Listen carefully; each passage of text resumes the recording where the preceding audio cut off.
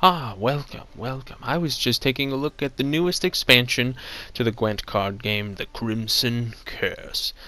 Now, I haven't played any matches yet. I've just been looking at the cards. I have played a couple arena matches, but I don't feel that those are really good gauges to how well these cards play, mostly because you're only using them, so you and your opponent are pretty much countering each other a lot with the Spring Equinox. I mean, every single deck has the Spring Equinox in the arena. So I'm excited to get into creating a deck and seeing how do these cards fit in, like how do these cards play in with the old cards. But my first reaction, what do I think about this? Well, first of all, I think it's a lot. I think there's a whole bunch added into this. There's so many new.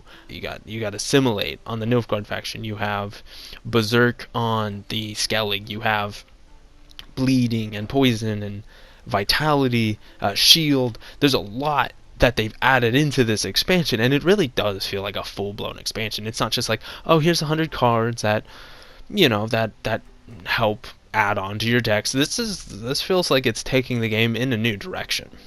So what is my first glance reaction? What is my assumption looking at these cards in the collection, in the library? What do I think about these cards? To be honest, I think they're kind of tame. I think some of them are rather weak. This one, Mangerine Keeper, it's a card that's 2 power and it does 2 bleeding if you have a tactic card. That's a 4 value card. It just doesn't seem like the value is really there yet. And that's probably a good place to be, to put these out and then watch how people use them, because that's always the trick with card games, is how are people going to use them? What exploits are they going to find? What kind of strategies are they going to come up with that you're like, wow, that's way stronger than it was anticipated? And rather than nerfing these cards, buffing them. And I honestly feel that that's kind of the strategy behind CD Projekt Red's release of this. I feel like they're putting these cards out at a very tame level, watch everybody use them, and then start to buff them accordingly. So rather than releasing an expansion and then the following weeks having to nerf everything, having this overhype of, wow, these cards are so good, everything's changed, these cards are so good, you need to get them, and then nerfing them and nerfing them and nerfing them into the ground. That doesn't seem like it's going to happen here. It actually seems like it's going to be the reverse, where it's like, hey, look, these cards are new, they add so many new effects into the game, the strategies are changed, but they're kind of weak. And then the following weeks they buff them and buff them and buff them, and suddenly the people who invested in the cards are going, oh sweet, my cards are getting buffed, they're getting stronger, the strategies are branching out and getting more dynamic. Overall, I'm very impressed with the way this expansion is rolled out. Just the scope of attributes that they've added into the game that can affect things in different ways, how they rolled that out in such a way that it's not too powerful right off the bat, but in a way that it can be adjusted and watched as time goes on.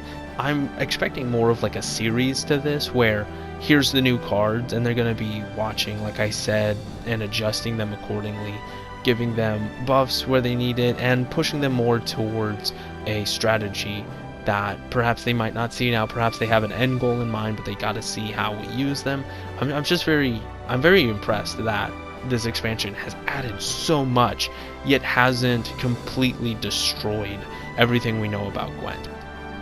So that is my first look impressions on the first expansion for the Gwent Witcher card game, Crimson Curse. I am very hopeful to start making some decks, checking them out. I'll be posting more videos in the future of deck building strategies, cards that I particularly like, how to get the most out of them, in my opinion. I mostly only play Nilfgaard, so if you're a fellow Nilfgaard fan or you just want more strategies on Nilfgaard, definitely check those out, please, because I'm going to be making various Nilfgaard videos. I really only play Nilfgaard because I just really like the strategies behind Nilfgaard, and I'm definitely going to be making a leader video for the new leader who's all about copying the opponent's deck and becoming a Nilfgaard slash deck. Really cool strategy. But I won't keep you any longer. Thank you for watching my video. If you have any questions or concerns or tips, please leave them in the comment section below, and I hope you have a very nice day.